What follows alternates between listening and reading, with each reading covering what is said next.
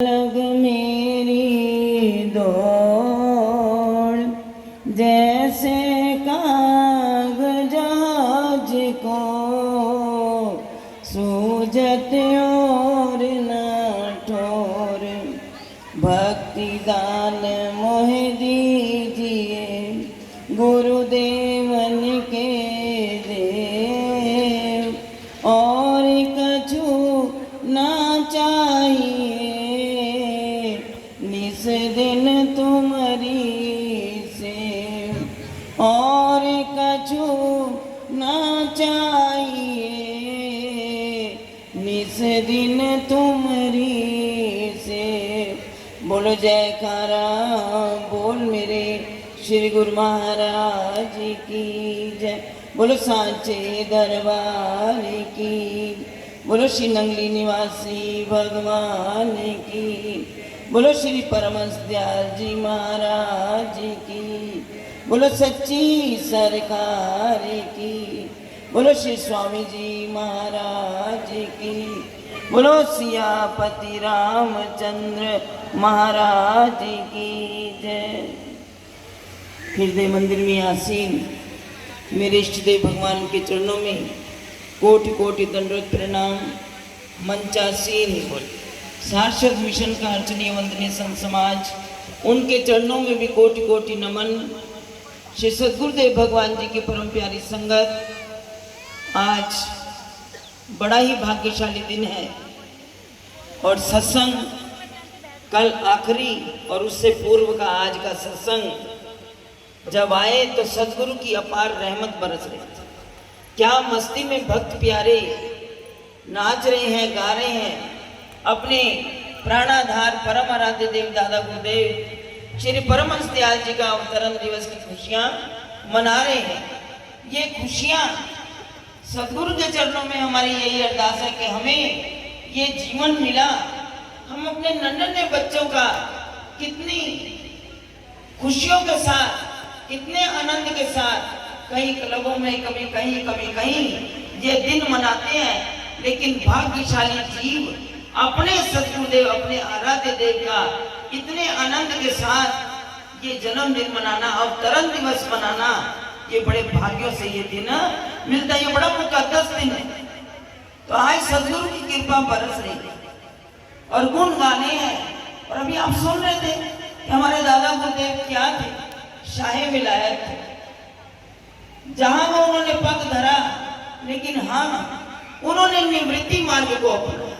वो अवधूत अवस्था में रहे और उन्होंने केवल 7 शिष्य बनाए, सप्तऋषि और स्वयं वो ध्रुव तारा थे। 7 शिष्य बनाए, लेकिन उन्होंने एक अनमोल शिष्य पैदा किया, हमारे प्राणाधार श्री नंगली निवासी भगवान। उनको ऐसा तैयार किया कि जाओ, तुमने पूरे जगत का उद्धार करना है और आध्यात्मिक क्रांति लानी है। 14 वर्ष आगरा में तप करवाया, प्यार कर दिया। और अभी बता रहे थे कि अगर हम देखें तो ये जो सद्गुरुदेव भगवान जी का आध्यात्मिक ध्वज, क्योंकि हमने देखा कि जितने भी बड़े बड़े महापुरुष इस रामनवमी के सम्मेलन में, सर्वधर्म सम्मेलन में जब आया करते थे, वो भी बैठकर आपस में चर्चा करते थे कि अगर हम गिनती करें रामकृष्ण मिशन के साथ, राम तीर्थ मिशन के साथ, और भी कितने जो मंच हैं, जितने भी धर्म सारे हैं, लेकिन अगर झंडा ऊंचा होगा तो नंगली निवासी भगवान का झंडा सबसे ऊंचा होगा। क्यों? सन 1936 में जब श्री सद्गुरुदेव भगवान जी ज्योति ज्योत समाये तो उन्होंने कितने साधु बनाए? 1350 साधु और 350 बाइया। जिस वक्त कोई अपनी बच्चियों को बाहर नहीं निकालता था, उस वक्त श्री गुरु महाराज जी में वो ताकत थी कि उन्होंने, लोगों ने अपनी कन्याएं भी गुरु महाराज जी के चरणों में इस वेश के लिए उन्होंने अर्पण कर दी। क्या मिसाइल कायम की? तो वो मेरे सद्गुरुदेव भगवान जिन्हें परम आराध्य देव जी ने तैयार किया, उनके जीवन आदर्शों को, जीवन तो जो उनका था वो अवधूत, उन्होंने वो लिख दिया आज से 179 वर्ष पहले। वो छोटी सी अवस्था में ही एक भाषा के पारंगत थे। हिंदी, उर्दू, फारसी, इंग्लिश, क्या कुछ नहीं, संस्कृत, सब कुछ ज्ञान उनको था। उड़ने की स्थिति उन्हें प्राप्त थी। हमारे नगली निवासी भगवान को उन्होंने तैयार किया। तो परमहंस बाबा के बारे में मैं जितना कहूँ उतना कम है, लेकिन हाँ, उनसे कुछ सीखना, जो कुछ प्राप्त करने के लिए हम यहाँ इकट्ठे हुए हैं कि हमने विचार करना है। वो विचार करने के लिए हमें दृष्टांत देते हैं। उन्होंने क्या दृष्टांत दिया? एक फकीर एक बाग में रहता था, बाग में रहता था। अब फकीर कई तरह के होते हैं। शाही फकीर तो हमारे परमहंस दयाल जी, हमारे नगली निवासी भगवान जी, ये फकीरी वो भीख मांगने वाली फकीरी नहीं है, वो शहंशाह थे, ये शाही फकीर थे। इनको किसी के आगे हाथ पसारने की जरूरत नहीं। रिद्धियां सिद्धियां इनके पीछे पीछे दौड़े फिरती हैं। तो उन्होंने ये इरशाद सुनाया कि एक फकीर जो, उसके अंदर एक परमात्मा की तरफ से जो बात थी कि उसकी दोनों बाजू नहीं थी, दोनों बाजू नहीं थी। तो वो वही बाग के किनारे जहां वो रहता, वहीं पर बैठ के वो थोड़ा अपना बर्तन रख देता, लोग आते कुछ ना कुछ दे जाते। एक व्यक्ति ने कई दिनों से देखा, उसके मन में विचार आ गया, तो वो फकीर साईं के पास पहुंच गया और उन्हें कहने लगा, फकीर जी, आप पैसे तो इकट्ठे कर लेते हो, लोग आते हैं, दया करते हैं, दे जाते हैं, लेकिन मुझे ये बताओ, आप रोटी कैसे खाते हो? दुनिया भी अजीब है, तुझे पता है सवाल करने की क्या जरूरत है, लेकिन पूछ लिया फकीर से, तो रोटी कैसे खाते हो? तो उसने कहा, भैया मैं पैसे, लोग आते हैं रख जाते हैं, मैं पैसे भी नहीं उठा पाता, लेकिन मेरे जहां मैं बैठता हूँ सामने ही एक ढाबा है, मैं उसको आवाज लगाता हूँ, भैया आ जाओ, रोटी के पैसे आ गए, पैसे तुम उठा लो और मुझे 2 रोटी दे दो। वो रोटी दे देता है। फिर कहते हो, रोटी खाते कैसे हो? रोटी तो आ गई, लेकिन खाते कैसे हो? उसने कहा, भैया रोटी वो दे जाता, बड़ी होती है, जो भी लोग निकलते हैं मैं सबको कहता हूँ कि मैं रोटी अपने आप नहीं खा सकता, तो जिसको दया आ जाती है वो मुझे रोटी खिला देता है। और उसने और सवाल कर दिया, ये दिमाग है ना दुनिया का। कहता, भैया कि जब तुम यहाँ रहते हो, तुम्हें यहाँ बड़े बाग में मच्छर होते हैं, वो जब काटते हैं तो क्या करते हो? कहते, तुम मेरा चेहरा नहीं देख रहे? जब मच्छर काटते हैं ना, तो मेरे माथे जब काटते हैं मैं जमीन पर रगड़ता हूँ, क्योंकि हाथ है नहीं, खारिश नहीं कर सकता, तो मैं माथा जमीन पर रगड़ता हूँ। ये जितने रकम है ये मेरे माथे पर हो गए। तो उन्होंने कहा, अगर तुम्हें प्यास लगती है तो पानी कैसे पीते हो? क्या लगा, ये मटका पड़ा है ना, मटके को पैर का सहारा देता हूँ तो कटोरे में पानी उलट लेता हूँ। तो फिर पीते कैसे हो? कहते, जैसे एक जानवर पीता ना, उसमें मुंह डालकर मैं पानी पी लेता हूँ। ये एक स्थिति है विचार करना, क्योंकि दादा गुरुदेव जी ने कहा, विचार के बिना जीवन कुछ भी नहीं। तो उन्होंने कहा, मैं पानी ऐसे पी लेता हूँ।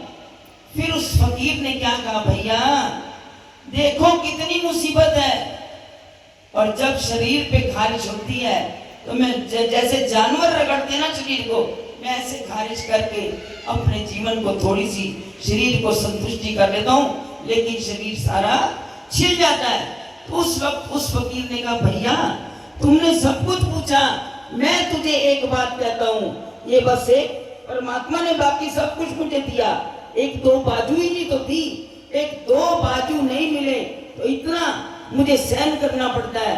मैं तो सबको यही कहूंगा, ये कान मिले हैं तो निंदा मत सुनना, प्रभु के भजन सुनना।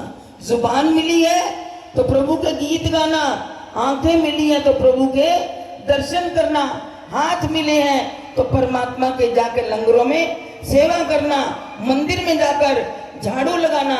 मैं सबको नसीहत देता हूँ, ये शरीर बड़ा अनमोल है, एक भी चीज हम परमात्मा को तो उलाने देते हैं, तूने मुझे ये नहीं दिया, तूने मुझे ये नहीं दिया।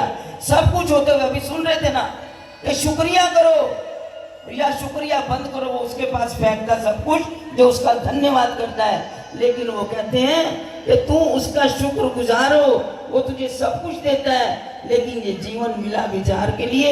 हम विचार करें, लेकिन अभी बात कर रहे थे दुनिया में हो रहा प्रचार नंगली का। तो ये नंगली वाला बाबा क्या करता है? जिसके दर पर आप हाजिरी दे रहे हो ना, ये बिगड़ा नसीब बना देता है जो उसके दर पर आ जाता है। क्योंकि उनके दर की भी आप कहते हो सेवा का फल नहीं मिलता, सेवा सदगुरु को तार देती है।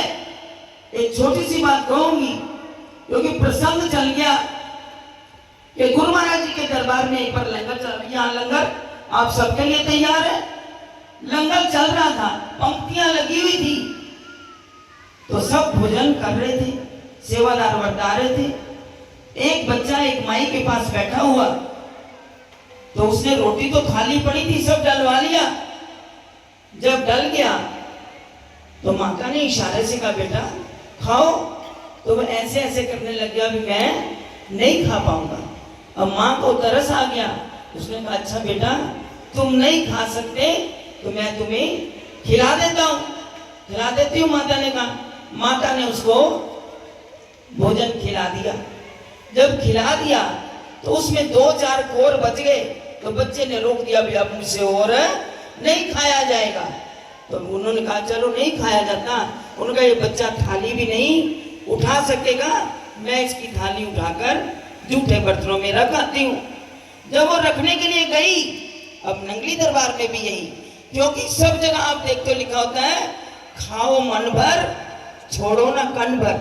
तो सेवादार भी कह देते हैं भाई थाली में जूठा मत छोड़ो, अभी यही खा के जाओ। जब वो माता बर्तन रखने के लिए गई तो उन बच्चों ने कहा, सेवादारों ने, कि माता ये जूठा नहीं छोड़ना, इसे खाओ। वो माता कहने लगी, भैया बेटा बात सुनो, ये मेरा जूठा नहीं है, ये किसी और की थाली है। अब बच्चे भी अड़ गए, सेवादार कि गुरु महाराज जी का हुक्म है जूठा नहीं छोड़ना। कहते मेरा जूठा नहीं है, मैं किसी का जूठा नहीं खा सकती। नहीं माता थाली आप लाए हो, आपको खाना पड़ेगा। बच्चों ने जबरदस्ती की। वो भोजन माता क्या करती, सेवादार पीछे पड़ गए, उसने 2-4 चम्मच में कोर निकले। जब निकल लिए तो उन बच्चों को कहते बेटा तुमने आज जो मेरे साथ किया, मैं तुम्हारी शिकायत गुरु महाराज जी से करूंगी। उनका बेटा, उन बच्चों ने कहा कोई बात नहीं माता, गुरु महाराज जी जो सजा देंगे हम ले लेंगे। वो करते करते बात गुरु महाराज जी के कटों में पहुंच गई, कानों में, कि आज तुम्हारे सेवादार कैसे लगा रखे हैं कि उन्होंने मुझे झूठा भोजन खिला दिया। तो गुरु महाराज जी खिलखिलाकर हंस पड़े। अब बात ध्यान से सुनना, श्री गुरु महाराज जी खिलखिलाकर हंस पड़े, कहने लगे माँ उन बच्चों का कसूर नहीं, ये तो मैंने तेरे को जूठन एक बच्चे का खिलाया है। तेरा अगला जन्म वो एक सूर का जन्म था, पता नहीं कहां गंदगी में मुंह मारना पड़ता। आज तू गुरु दरबार में आ गई, तेरी वो जून भी कट गई, केवल एक व्यक्ति की जूठन खाने की। तो सदगुरु का दरबार ये आली दरबार है, जहां आकर ये सदगुरु के अंदर ताकत है। कोई इस तरह की किस्मत नहीं बदल सकता। जो सदगुरु दर पर आ जाता है उसका तो बिगड़ा नसीब भी करता है। वो 3 लोग के झार कहते ना, घट घट की पट पट की जानत, भले बुरे की पीर पहचानत। वो सदगुरु देव तो हमारे हर वक्त कल्याण के लिए बैठे हैं। क्यों कहते हैं कि दुनिया का उद्धार करने के लिए वो इस जगत में आए। तो हमारे सदगुरुदेव भगवान जी, हमारे दादा गुरुदेव भगवान जी इस धराधाम पर आए। उन्होंने जो सेवा के प्रकल्प चला रखे हैं, हम दिल से, तन से, मन से, धन से सेवा करें। गुरु दर की सेवा भी तारेगी और गुरु घर का ये जो आप भोग प्रसाद देते हैं, लालच के साथ मत लेना, प्रसाद समझ के लेना। आपकी जिंदगी बदल जाएगी और गुरु महाराज जी की कृपा आप सब पर बरस जाएगी। तो अभी आप, क्योंकि समय मैंने भी ज्यादा नहीं लेना, ले भी गई हूँ शायद मुझे नहीं पता चलता। तो जो ये परिवार में आप बैठे हो, ये बड़ा ही पुराना, मुझे याद आता थी पापा जी, हम कहते थे पापा जी हरबंस लाल, बड़ा ही पुराना गुरु महाराज जी का परिवार, सारे ही भाई, कश्मीरी लाल जी, तो दीवान चंद जी गुम्बर, ये पुराना परिवार खेड़ी तेलिया का, जहाँ स्वामी जी महाराज का परिवार भी रहता था। माता जी और इनका घर आमने ही सामने था, कब से ही वो लगन लगी हुई है। और जब गुरुदेव भगवान या स्वामी जी जाते तो इनके जो चाचा जी थे वो जाकर साइकिल पर जाकर बस अड्डे से इनको ले गए। इतना सेवाकारी परिवार और सदगुरु के ऊपर न्योछावर। और आज ये बच्चे प्रेम सुख जी, भैया शिव जी आजकल वो नीलोखेड़ी में है, और बच्चियां जो उनके बहुएं हैं आगे सारे बच्चे, उन्होंने भी सबने गुरु घर से नाम दीक्षा लेकर अपने बच्चों को कहा बच्चे दूसरी तरफ ना चले जाएं, छोटे छोटे हैं अभी नाम दे दो। नहीं तो लड़कियों को शादी से पहले कौन कहता है नाम लेना है।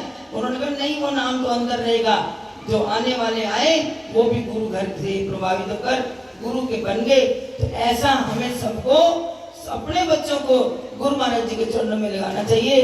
तो मेरी गुरु महाराज जी के चरणों में अरदास है, इन बच्चों के अंदर जो भक्ति भाव है वो गुरु महाराज जी दिन दुगना रात चौगुना बढ़ाए। सदगुरु की अपार कृपा इस परिवार पर, इस घर पर सदा बनी रहे। गुरु महाराज जी की झोलियां सदा खुशियों से भरे। और देखो गुरु महाराज ने इनको खुशी, दोनों बेटियों की शादी हुई, गुरु महाराज जी ने एक कन्हैया है बच्ची की गोद में इसी वर्ष, इसी शायद महीने 1.5 महीने का हुआ होगा, तो वो गुरु महाराज ने दिया। तो उसकी बच्चे की भी इस सारे परिवार को बहुत बहुत बधाई। गुरु महाराज जी उसे दीर्घ आयु दे, अच्छे गुणों वाला बनाए, और गुरु महाराज जी का वो सेवादार है। तो वो तो गिरिराज उसके पिता का नाम है, कन्हैया घर में आ गया, और क्या चाहिए, नाम रखा युवराज। तो गुरु महाराज जी उसकी दीर्घायु करे। तो इस सत्संग की, इस सारे परिवार को और दादा गुरुदेव भगवान जी के पावन अवतरण दिवस की आप सब संगत को लाख लाख बधाई मुबारकबाद हो। पर अब देखो, अब जयकारे में कंजूसी मत करना, अब भोजन मिलने वाला है, गुरु माई को भोग लग चुका, तो चाहे घोष ऊंचे स्वर से बड़े प्यार के साथ करना, ऊंची ध्वनि से बोले जयकारा बोल मेरे श्री गुरु महाराज की, बोलो श्री नंगली निवासी भगवान, बोलो सच्ची